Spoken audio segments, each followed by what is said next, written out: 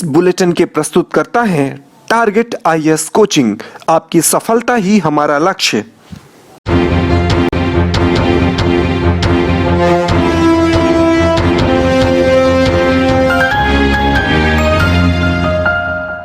नमस्कार, आप देख रहे हैं रीवा दर्शन। मैं सजिता बघेल आपके साथ। आइए जान लेते हैं क्या है आज की प्रमुख खबरें। सीधी में हुए भीषण सड़क हादसे के बाद पुलिस महकमा भी हुआ सक्रिय। भीषण बस हादसे के बाद भी कुंभकर्णीय नींद सो रहे हैं जिम्मेदार। माइनिंग अधिकारी के साथ प्रशासनिक अधिकारियों ने मिलकर कौवाढार से हटाया अतिक्रमण और पंप हाउस से हटाया गया अवैध अतिक्रमण। आइए जान लेते हैं इन खबरों को विस्तार से।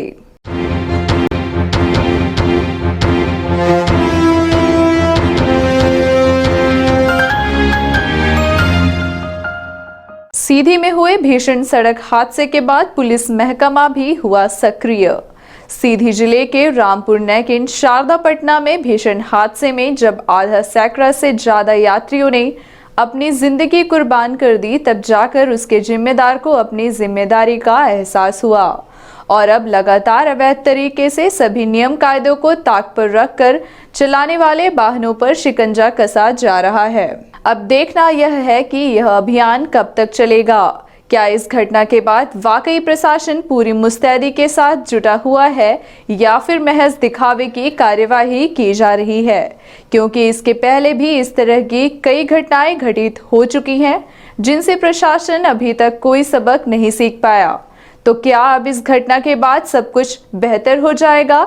ऐसी उम्मीद करना भी अपने आप में एक बड़ा सवाल है। सीधी बस हादसे के बाद अब संभाग भर की पुलिस भी सक्रिय हो चुकी है और आईजी के निर्देश के बाद सड़क पर उतरे पुलिस अधिकारी व जवान उतर चुके हैं तथा ओवरलोड बसों के खिलाफ कार्यवाही की जा रही है। इस कड़ी में जिले के समस्त थाना क्षेत्रों में करीब 2 दर्जन से अधिक बसों पर चालानी कार्यवाही की गई। इसी तरह से समान थाना क्षेत्र अंतर्गत अंतर्राज्य सरदार वल्लभ भाई बस स्टैंड के बाहर समान थाना प्रभारी सुनील गुप्ता द्वारा बसों की सघन जांच की गई और कई बसों पर चालानी कार्यवाही भी की गई। इस दौरान बिना वर्दी वाले चालक परिचालकों को भी हिदायत दी गई। इसी तरीके से डीएसपी यातायात मनोज वर्मा के मार्गदर्शन में सूबेदार अखिलेश सिंह कुशवाहा द्वारा सुभाष तिराहा, जय स्तंभ समेत अन्य चेकिंग पॉइंट में बसों की जांच की गई। इस दौरान एक बस को जब्त भी किया गया है, वहीं अन्य 5 बसों के दस्तावेज जब्त किए गए। साथ ही 3 अन्य पर जुर्माने की कार्यवाही भी की गई है। देखा जा रहा है कि बसों में क्षमता से अधिक यात्रियों को बैठाने व बस परमिट, इंश्योरेंस, प्रदूषण, अग्नि शामक यंत्र, फर्स्ट एड बॉक्स, आपातकाल गेट होने चाहिए, परंतु किसी भी नियम का पालन बस संचालकों द्वारा नहीं किए जा रहे हैं। पुलिस अधीक्षक महोदय के आदेश से आज स्पेशली बसों की चेकिंग, बिना नंबर के 4 व्हीलर की चेकिंग और उन पे कार्रवाई सतत रूप से जारी है और अगले आदेश तक जारी रहेगी। उसी के तारतम्य में आज वाहनों की चेकिंग की जा रही है। जिन वाहनों में ओवरलोड पाया जा रहा है उन पे कार्रवाई की जा रही है और जो बिना नंबर के हैं, अन्य जो कमियां हैं उन सब पे कार्रवाई की जा रही है। हाँ, चेक किया गया, इमरजेंसी गेट लगा हुआ है और जगह कम है, उनको हिदायत दी गई उसको सही करवाएं। वरिष्ठ अधिकारियों के आदेश से कल से ही कार्रवाई जारी है, जिसमें लगभग 20 से 25 बसें हम चेक कर चुके हैं, जिसमें 5-6 बसों पे कार्रवाई हो चुकी है। अभी एक बस खड़ी है आपके सामने जो निर्धारित रूट पर नहीं चल रही हैं, वो परमिट शर्तों का उल्लंघन के उनका जो रूट है उस पर चलें, इस कारण से ये बस जब्त की गई। इसके पहले भी जो ओवरलोड बसें हैं, बिना परमिट बिना फिटनेस है, उन पे कार्रवाई की जा रही है। उनके फिटनेस और परमिट निरस्त कराने के लिए आरटीओ को पत्र लिखा जा रहा है। भीषण बस हादसे के बाद भी कुंभकर्णीय नींद सो रहे हैं जिम्मेदार। परिवहन विभाग के सभी नियमों को ताक पर रखकर चलाए जा रहे हैं वाहन। सीधी बस सड़क हादसे में यदि बस ऑपरेटरों ने सारे नियमों का पालन किया होता तो शायद कुछ जानें बच जाती, लेकिन इस घटना के बाद भी बसें अपने पुराने ढर्रे पर चल रही हैं। बात ओवरलोड सवारी की हो या फिर बसों के फिटनेस की, रीवा संभाग में आपातकालीन गेट का तो जैसे कोई नियम ही नहीं रह गया। जिस तरह से पन्ना बस हादसे के बाद आरटीओ के निलंबन के बाद कुछ छोटे कर्मचारियों पर कार्यवाही की गाज गिराई गई और मामला ठंडे बस्ते पर चला गया था, ठीक उसी प्रकार सीधी सड़क हादसे के बाद बड़े बड़े मंत्री नेताओं ने घड़ियाली आंसू बहाए। प्रशासन कार्यवाही के नाम पर सड़कों पर उतर आया, फोटो खिंचवाई, लेकिन बसें अपने ढर्रे पर ही चल रही हैं। हम आपको दिखा रहे हैं घटना के बाद चल रही बसों का दृश्य। कहाँ से कहाँ जाती है बस? सिरमौर रीवा। बस की हालत खस्ता है। जी। कैसे आप लोग को परमिट मिल रहा है? परमिट मिलता है और बाकी सब गाड़ी में बना है, कोई दिक्कत नहीं। गाड़ी का परमिट है, फिटनेस परमिट, साहब इंश्योरेंस साहब तभी चलाते, नहीं तो नहीं चलवाएंगे। क्या फास्टैग बॉक्स लगा हुआ है? हाँ, सिस्टम है तो दिखाएंगे क्या? गाड़ी में अगर आग लग जाती है उसको बुझाने के लिए फायर रखे हैं ना, रखे हैं, दिखा रहे हैं।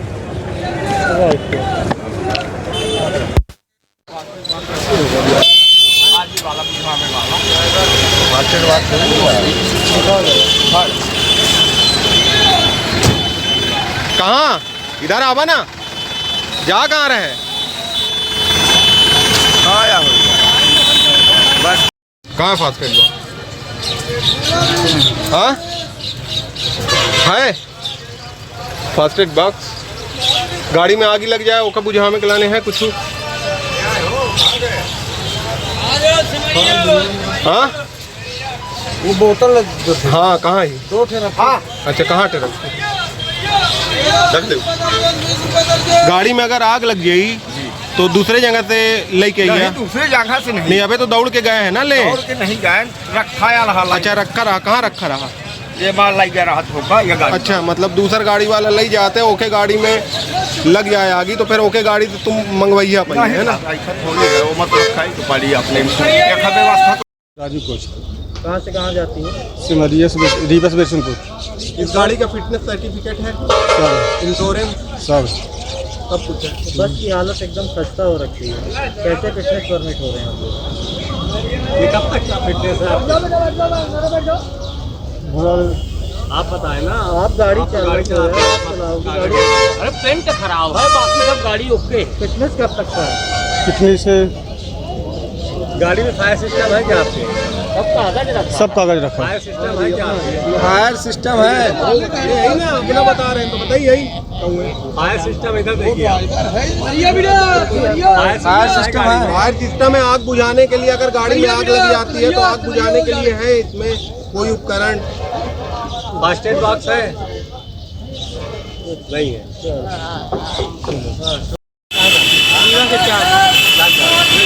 गाड़ी में फायर सिस्टम है क्या आपके? हाँ है, रखा है, बन गया है। अभी चालू नहीं है, पैसे ज़्यादा कट रहा है।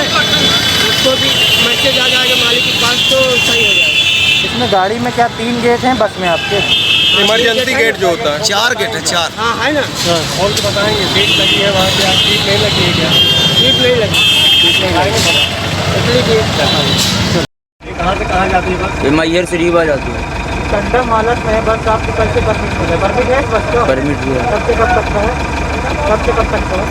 अभी यही महीने को तो अभी परमिट है। अभी इस महीने के बाद खत्म?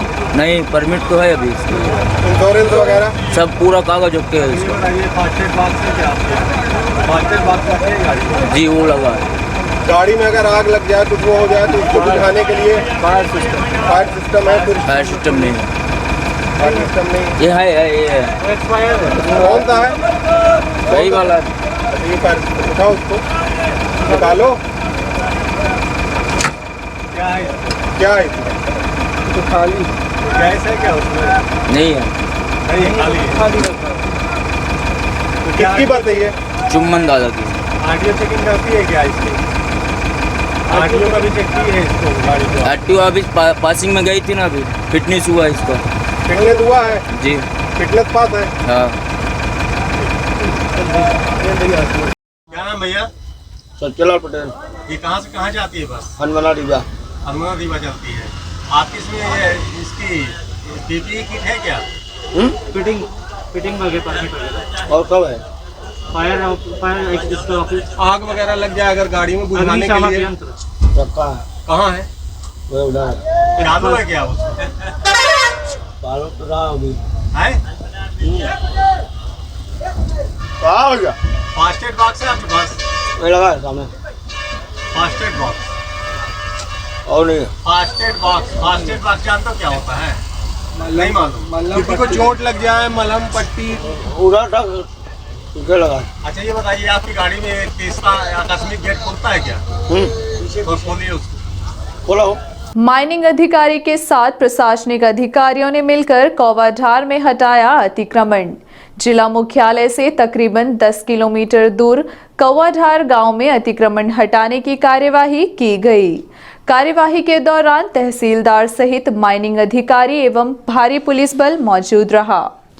बताया जा रहा है कि मध्य प्रदेश शासन की भूमि 2.30 हेक्टेयर पर अवैध रूप से कब्जा किया गया था, जिसमें राजेश चतुर्वेदी नामक व्यक्ति के नाम लीज सेंशन है। फरियादी के आवेदन पर आज प्रशासनिक अमला मौके पर पहुंचा और अतिक्रमण हटाने की कार्यवाही की गई। कार्यवाही के दौरान प्रशासन को काफी विरोध का सामना भी करना पड़ा, लेकिन पुलिस बल की मौजूदगी पर अतिक्रमण हटा दिया गया है। इसमें भगवत शुक्ल के द्वारा 256/1 में ये लीज सैंक्शन थी, शासकीय भूमि है और उसके तहत कार्रवाई करती हुए माइनिंग के साथ आज उपस्थित होकर पूरा अतिक्रमण हटाया गया है। विवाद की स्थिति तो अतिक्रमण हटाने में हमेशा होती है, कभी ऐसा नहीं होता कि शांति से हो जाए, बट ठीक है, फिर भी काफ़ी शांति से संपन्न हो गया। 256/1 में ये कब्जा था। रकबा कितना है? 2.030 हेक्टेयर। जो 2.030 हेक्टेयर के आसपास था। ये काफ़ी बड़ा एरिया था, काफ़ी दिनों से विवादित चल रहा था, लगभग पिछले 2 सालों से कंटिन्यू था, तो आज इसको हटाया गया। इसी के साथ साथ आज बैजनाथ में भी 3 बहुत ही महत्वपूर्ण अतिक्रमण हटाए गए हैं। समुदाय हाँ लीज सेंक्शन है, लीज सेंक्शन है, मध्य प्रदेश शासन की भूमि है जिस पर लीज राजेश्वरी चतुर्वेदी को मिला हुआ है, उसी के आवेदन पत्र पर ये सारी कार्रवाई हुई। पंप हाउस से हटाया गया अवैध अतिक्रमण। रीवा शहर में जारी अभियान के तहत अवैध अतिक्रमण हटाने शुक्रवार को एजी कॉलेज के समीप शासकीय पंप हाउस में लंबे समय से किए गए अवैध अतिक्रमण को प्रशासन व पुलिस की टीम ने नेस्तानाबूद कर दिया है। आपको बता दें कि ढिकहातीराह से जाने वाले रेलवे स्टेशन एवं एजी कॉलेज मार्ग पर स्थापित पुरानी पंप हाउस को अवैध तरीके से अतिक्रमणकारियों द्वारा गौशाला के नाम पर उसमें अवैध तरीके से कब्जा जमा लिया गया था। साथ ही लोगों द्वारा सड़क पर झोपड़ियां भी बना ली गई थी। इतना ही नहीं, कब्जा पर कच्चा निर्माण भी कर लिया गया था, जिसकी वजह से आए दिन यातायात बाधित होता जा रहा था। इसी बात को मद्देनजर रखते हुए कलेक्टर डॉक्टर इलैयाराजा टी ने एवं निगमायुक्त मृणाल मीणा के निर्देशानुसार अतिक्रमण हटाने की कार्यवाही की गई और वर्षों से फैले अवैध अतिक्रमण को नेस्तनाबूद कर दिया गया है। इस कार्यवाही में नगर निगम कार्यपालन यंत्री एसके चतुर्वेदी, सहायक यंत्री राजेश मिश्रा, उपयंत्री रमेश सिंह, अतिक्रमण दस्ता प्रभारी रावेंद्र शुक्ला सहित अन्य कर्मचारी उपस्थित रहे। ये एजी कॉलेज रोड है रीवा की, वार्ड क्रमांक 3 है। यहाँ पर आवागमन बाधित हो रहा था, बहुत दिनों से शिकायतें चल रही थी। ये हमारा लोग सड़क पट्टी पे बढ़ा के जो मैंने सेट बना लिए थे, भैंस और गाय वगैरह पाले थे, तो ये आवागमन को सुचारू रूप से बनाए रखने के लिए और जनहित में ये हटाया जा रहा है। वो तो अनुपयोगी हो चुका था। बिल्कुल सही, शासकीय पंप हाउस के लोग जो है गौशाला के उपयोग कर रहे थे, अब वो कुछ पंप हाउस का उपयोग अब नहीं रह गया था, तो इसलिए पूरा आवागमन पूरा जो है आज एजी भैया आपके विक्रमपुर से लेकर एजी के कॉलेज तिराहा तक ये जब चलाच होगा, इसके बाद अन्य सड़कों पर काम किया जाएगा। परिवहन विभाग के नियमों को ताक पर रखकर चलाने वाले वाहनों के खिलाफ की जा रही कार्यवाही। सीधी में हुए भीषण सड़क हादसे के बाद एक बार फिर परिवहन विभाग सक्रिय हुआ और यातायात नियमों का सख्ती से पालन कराए जाने की दिशा में विशेष अभियान चलाकर कार्यवाही की जा रही है। हालांकि किसी घटना के पहले ही जिम्मेदार अगर अपनी जिम्मेदारी का सही तरीके से निर्वहन करते तो शायद इतनी बड़ी घटना घटित होने से बचाया जा सकता था। वहीं अब भीषण हादसे के बाद परिवहन सुरक्षा स्क्वाड टीम द्वारा यात्री वाहनों के खिलाफ सघन जांच के अभियान शुरू कर दिए गए हैं। यह कार्यवाही संभागीय उपायुक्त अरुण कुमार सिंह के निर्देशन में आरटीओ रीवा मनीष त्रिपाठी व उनकी टीम द्वारा की जा रही है। साथ ही दूसरी तरफ उड़नदस्ता प्रभारी आरबी सिंह के द्वारा भी लगातार चेकिंग की जा रही है। जारी कार्यवाही के दौरान जहां गत दिवस 83,750 रुपये का जुर्माना वसूल किया गया, वहीं शुक्रवार को भी चलाए जा रहे चेकिंग अभियान के तहत कई वाहनों पर चालानी कार्यवाही कर आवश्यक दिशा निर्देश जारी किए गए। शुक्रवार को परिवहन विभाग की कार्यवाही रीवा सतना रोड पर की गई। बढ़ती हुई महंगाई व अन्य मुद्दों को लेकर कांग्रेस पार्टी करेगी एक दिन की हड़ताल। इसी बात को लेकर कांग्रेसी नेताओं ने एक संयुक्त पत्रकार वार्ता की। आयोजित पत्रकार वार्ता के माध्यम से शहर कांग्रेस अध्यक्ष गुरमीत सिंह मंगू सहित अन्य कांग्रेसी नेताओं ने क्या कहा, आइए सीधे उन्हीं से रूबरू कराते हैं। भारतीय जनता पार्टी के अमित शाह जी और मोदी जी की जब चुनावी वादा होता है, चुनावी घोषणा होती है, तो कहते हैं कि 303 पार, 320 पार, सीटों की तो बात कहते हैं वो 320 पार, 403 पार।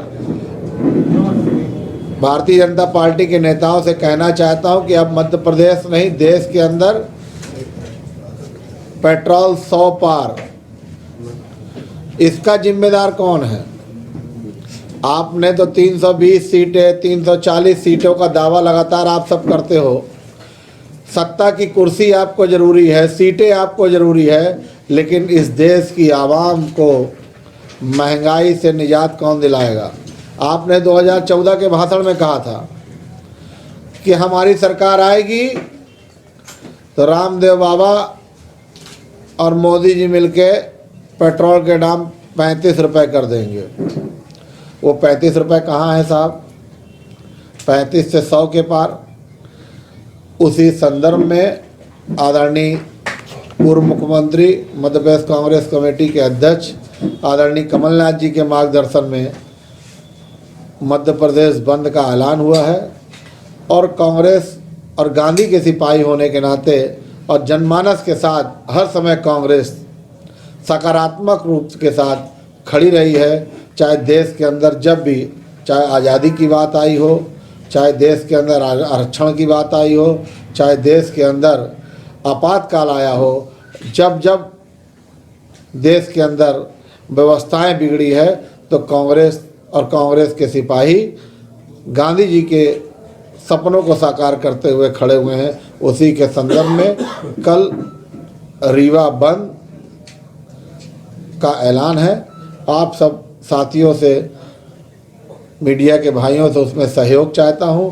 हमारे बीच आदरणीय ग्रामीण के अध्यक्ष त्रिवेंद्र शुक्ला भगत जी हैं, ब्रजेश पांडे जी हैं, कार्यकारी अध्यक्ष आदरणीय रमाशंकर पटेल जी हैं। सभी अपनी बातें रखेंगे। आदरणीय भगत चाचा।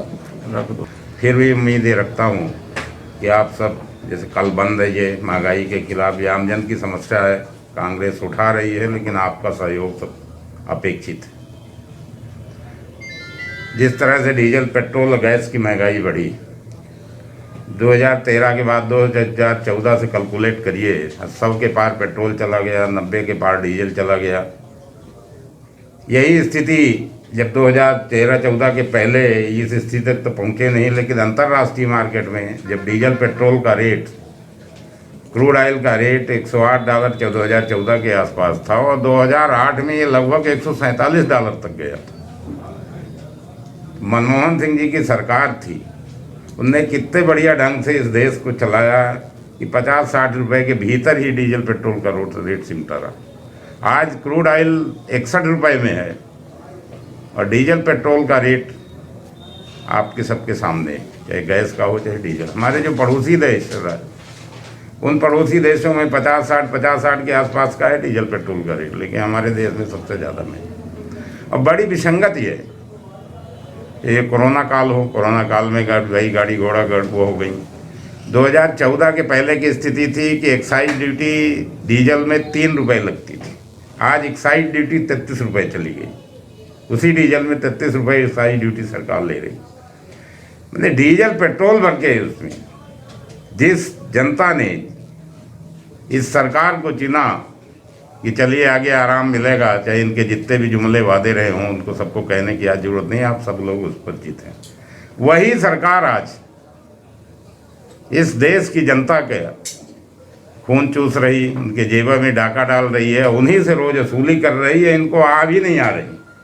भगवान जाने किस तरह की स्थिति है, किस तरह की ये सरकार है, कितनी संवेदनशीलता है इनमें कि माने लगातार रोज रेट बढ़ रहे हैं, ये आज नहीं बोल रहे हैं।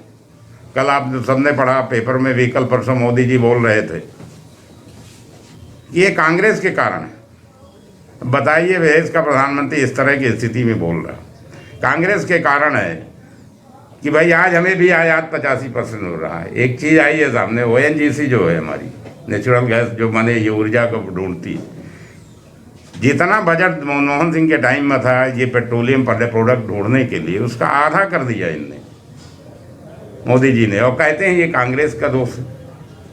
भाई उसके बारे में तो और बजट बढ़ाना चाहिए। अगर 11,000 करोड़ था, 12,000 करोड़ था ONGC का बजट, तो बढ़ा को आपको 22,000 करना चाहिए कि अपने देश में ढूंढे कि भाई इस तरह की स्थिति ना आए।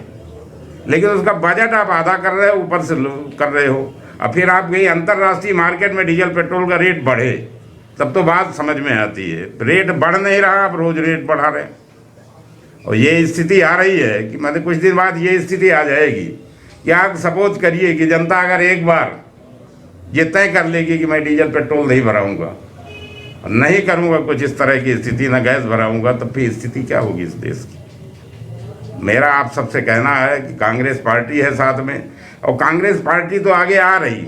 मैं सभी दल के लोगों से, सभी विपक्षी दल के लोगों से ये आह्वान करता हूँ, सबसे उन्हें निवेदन करता हूँ, पत्रकार साथियों से का मैंने आह्वान करता हूँ, आपसे भी निवेदन करता हूँ कि इस बंद में, जनता की लड़ाई में, जिस महंगाई के खिलाफ इस लड़ाई में सब लोगों का सहयोग अपेक्षित है, चाहे वो भी हमारे जितने भी विरोधी दल, जो भी दल है, सरकार वाले तो बढ़ा ही रहे हैं रोज जिस तरह के रेट में, चाहे उनका लालटेन की यात्रा रही हो, चाहे उनकी साइकिल यात्रा रही हो, आदरणीय शिवराज सिंह जी हो, चाहे वहाँ उनकी स्मृति ईरानी का रही हो, आज सब भूल गए, उनको कहीं नहीं दिख रहा। आज जनता बड़े आराम से, जनता यहाँ भूखों मर रही, किसान धरने में बैठे हैं, किसी का कोई ध्यान नहीं है, न महंगाई की तरफ उनका कोई ध्यान। इसी तरह महंगाई बढ़ाते रहेंगे, फिर बीच में खुद के 2-4 डीजल पेट्रोल का तो रेट घटा देंगे, और इस महंगाई से तो सब प्रभावित, चाहे ट्रक वाले हो, चाहे बस वाले हो, चाहे छोटे ट्रांसपोर्ट, आम चीज़ जो ज़रूरत की चीज़ होती है, हर चीज़ महंगी हो जाती है इसके कारण। तो आप सबसे मैं निवेदन करना चाहूँगा, पत्रकार साथियों से भी, कि आपके माध्यम से भी जनता जनार्दन के बीच पहुँचती है, और सभी लोगों को, सभी आमजन से मैं ये निवेदन करना चाहता हूँ, सब पार्टी के लोगों से आह्वान करना चाहता हूँ कि सब लोग इसमें साथ आएँ, और जिससे सरकार के कान में जुड़ेंगे और सरकार इस रेट को घटाए तो जनता जनार्दन को राहत मिल सके। धन्यवाद। जय हिंद। श्रीमद् भागवत महापुराण का हुआ समापन। शनिवार को होगा वृहद भंडारा। श्रीमद् भागवत महापुराण सप्ताह ज्ञान यज्ञ का 7वें दिन housing board colony Shiv park में समापन किया गया तथा व्यास विष्णु शास्त्री जी महाराज के मुखारविंद से 7 दिनों तक भक्तों ने श्री महाभागवत कथा का श्रवण किया। उसके पश्चात शनिवार को भव्य भंडारे का आयोजन किया जाएगा। ये पूर्णतया सत्य है। भगवान के एक विवाह नहीं है, भगवान ने 16,108 विवाह किए। राजा परीक्षित ने कहा, गुरुदेव इतनी सारी स्त्रियों के साथ भगवान कैसे विवाह किए, ये हमें कथा विस्तार पूर्वक बताइए। सुखदेव भगवान कहते, राजा परीक्षित 8 विवाह तो भगवान ने अलग अलग किए हैं, पर 16,000 विवाह भगवान एक मुहूर्त में, और भैया एक ही समय, एक ही घड़ी में भगवान ने 16,000 विवाह करते हैं।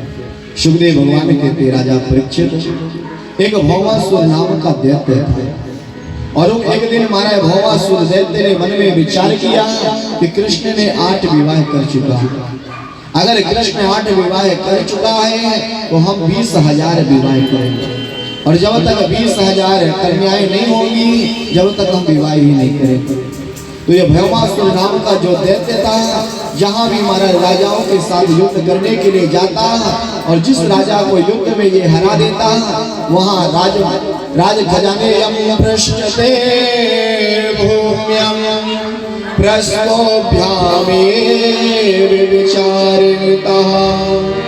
राजा के दरबार में महाराज जितनी भी रानियां रहती, पटरानियां रहती, ये भौमासुर जाकर के महाराज उन स्त्रियों को लेकर के महाराज अपने जेल खानों में कैद कर देता था।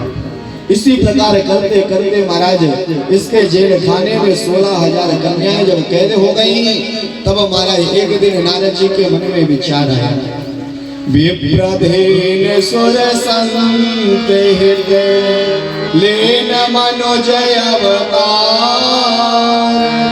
निज इच्छा निर्मित करो श्री माया गुण गोपाल। भगवान की भगवान का अवतार होता है धर्म की स्थापना करने के लिए, पर जिस भूमि पर भगवान श्री कृष्ण है उसी वृत्य लोक में भौमासुर नाम का दैत्य भी है। और ये भैया नारद जी हमारे जो है किसी को छोड़ते नहीं।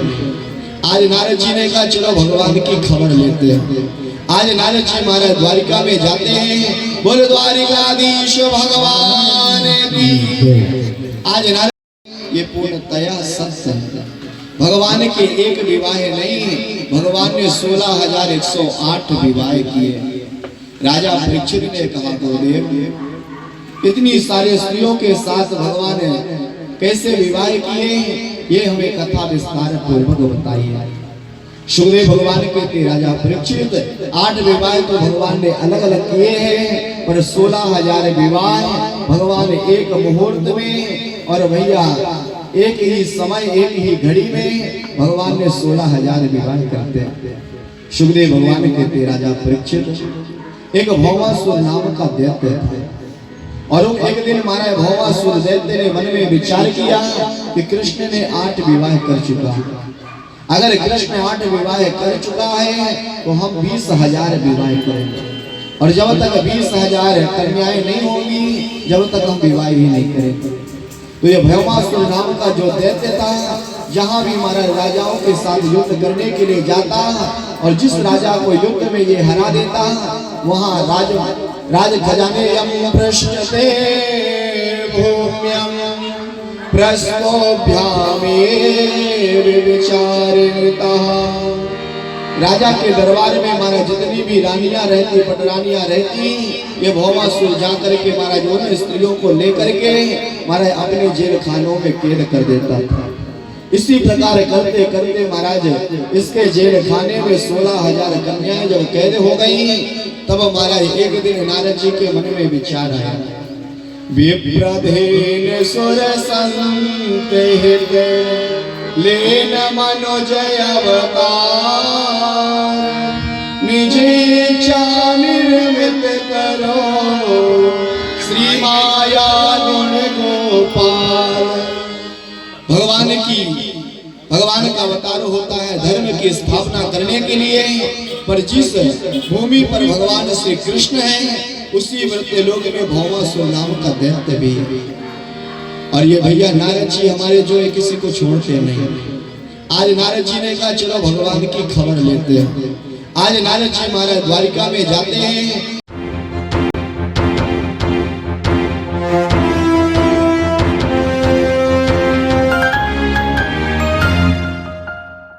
अब चलने से पहले आइए जान लेते हैं आज की प्रमुख खबरें एक बार फिर। सीधी में हुए भीषण सड़क हादसे के बाद पुलिस महकमा भी हुआ सक्रिय। भीषण बस हादसे के बाद भी कुंभकर्णीय नींद सो रहे हैं जिम्मेदार। माइनिंग अधिकारी के साथ प्रशासनिक अधिकारियों ने मिलकर कौवाढार से हटाया अतिक्रमण और पंप हाउस से हटाया गया अवैध अतिक्रमण। ये थी आज की प्रमुख खबरें। आगे की खबरों के लिए बने रहे रीवा दर्शन के साथ। दीजिए हमें इजाजत। नमस्कार।